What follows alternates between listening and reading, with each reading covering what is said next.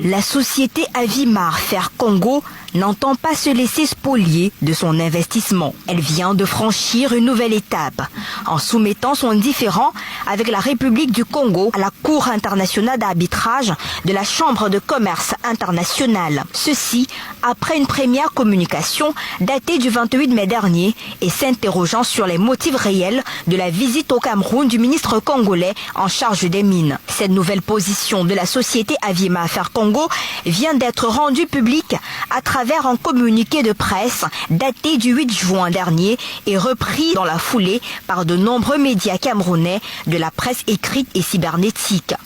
Dans ce document que nous avons parcouru, Avimar réclame 27 milliards de dollars US, soit près de 15 milliards de francs CFA de dommages et intérêts au titre de l'expropriation du permis d'exploitation minière dont elle a été victime ou alternativement d'exploitation minière afin qu'elle puisse réaliser son programme de production tel que prévu. À titre de rappel, Avimar devait commencer la production d'un minerai de fer de qualité supérieure et son exportation à ses clients en janvier 2021, après plus de 13 ans d'investissement immense reconnus en leur temps par le gouvernement congolais.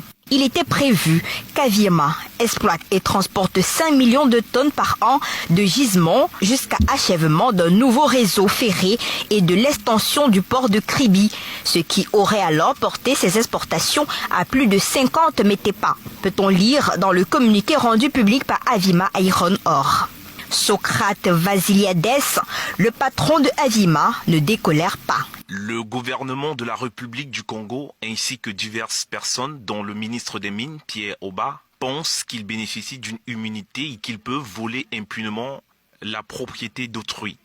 Nous sommes bien préparés et nous avons la ferme intention de faire changer d'attitude le gouvernement congolais et les personnes qui lui sont affiliées. Nous avons beaucoup investi dans le projet Avimar et au Congo. Nous avons dépensé des centaines de millions de dollars US sur une longue période, avec les encouragements du gouvernement congolais et de ses dirigeants.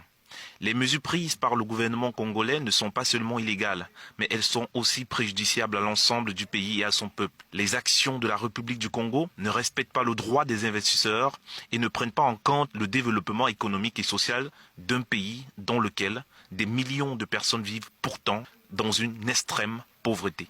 Avimar est représenté dans l'arbitrage par le cabinet d'avocats Clifford Chance, l'un des leaders mondiaux de l'arbitrage international. Manifestement, la bataille juridique internationale ne fait que commencer et la position du gouvernement camerounais, véritable arbitre dans la mesure où ces minerais devront transiter par son sol, est toujours attendue.